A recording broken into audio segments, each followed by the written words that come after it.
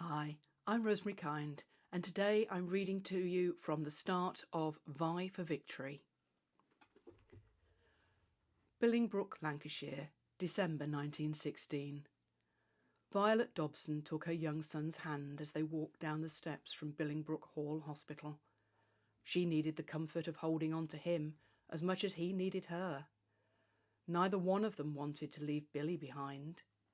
She turned in case Billy was looking out of the window, but all she could see was the nurse's back as she wheeled him away.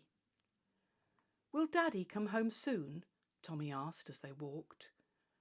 Of all the questions she was expecting, how soon until Billy came home wasn't the first. She considered her words before answering. "Well, Daddy has to have an operation on his face first, to rebuild his nose." "Can't he smell anything now?" Tommy looked at his mam's face as he asked. Vi smiled. It was as though Tommy hadn't seen the scarring and the disfiguration. All that mattered to their son was the inconvenience of his father's nose being flattened. She wished everyone could regard Billy's injuries in that way. Yes, to help him smell. And they're going to give him a new leg so that he can walk.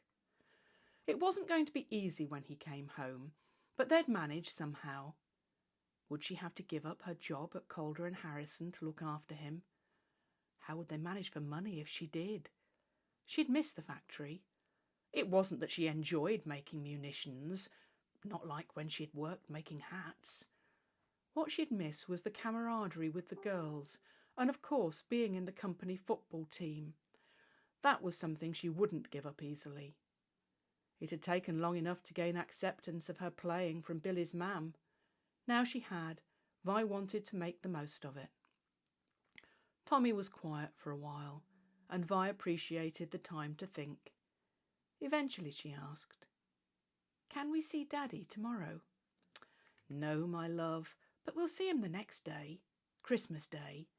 Tomorrow we're having Christmas with Nana and Grandad." It had been hard fitting everything in, even before she knew Billy was alive and in the local military hospital, and not dead in battle, as the telegram had said. Did Jesus have 2 birthdays? Pardon? Vi didn't immediately realise what Tommy was thinking. Can I have 2 birthdays? She laughed. "No, silly. He only has 1 birthday. But because we're seeing Daddy on Christmas Day, we'll have to see Nana and Grandad tomorrow and pretend it's Christmas."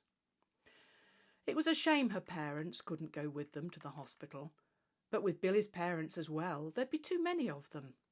Besides, if Matron found a way for Billy to attend the football match on Boxing Day, her parents would see him then. Fundraising through the football matches seemed more important now she knew Billy was amongst those who would benefit. She felt a jolt of excitement at the thought he'd finally be there to see her play. It was late afternoon when they arrived home at Ivy Terrace, and Vi was ready for a cup of tea and a sit-down. They walked down the passageway to the back gate. "I'm hungry, ma'am," Tommy said, tugging at her coat sleeve. "It's been a long time since lunch. I'll make you some toast when we get in." Vi suspected with the afternoon's excitement that Tommy would be asleep soon after eating. She'd talked to Billy's mam and dad about the visit once he was in bed. "Is that you, Vi?"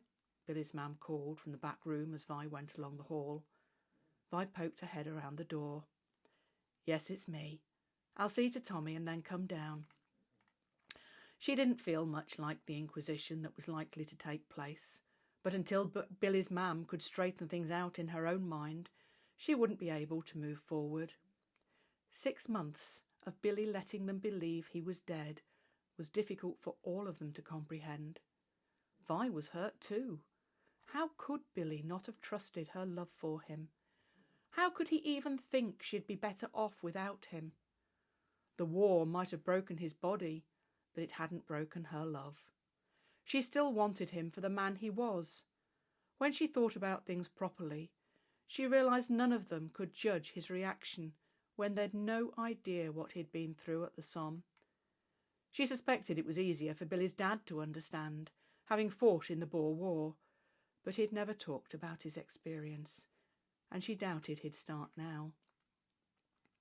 By the time Vi went back downstairs, Elsie was nowhere to be found. Alf was sitting in the dimly lit room smoking his pipe. "Where's Mam?" Vi asked as she sat down. Alf shook his head. "Bed, I shouldn't wonder. How is he?" "No different from when you saw him last week." Tommy climbed onto his knee and carried on as though he had last seen him yesterday, rather than it being nearly 2 years. Vi smiled at the recollection. Alf drew a deep breath through his pipe and blew the smoke out slowly. "I suspect that's what he needs us all to be doing. He hardly wants people pointing out his injuries. It's not as though he doesn't realise. I shouldn't think he wants questions either. Mam can't stop herself. The football will be a good thing. Just doing something together and not having to talk." "I can see that," Vi said. "With Billy still in hospital for a few months, there weren't going to be many opportunities for everyday activities." Alf took a deep draw on his pipe. "Mam's not coping well with what's happened. It's not easy for her." He looked straight at his daughter-in-law. "She's had a lot to deal with over the years." He looked back down at his newspaper, and Vi saw the sadness in his eyes. I hope you've enjoyed this reading from Vi for Victory, and that you go on to enjoy the rest of the book. Thank you.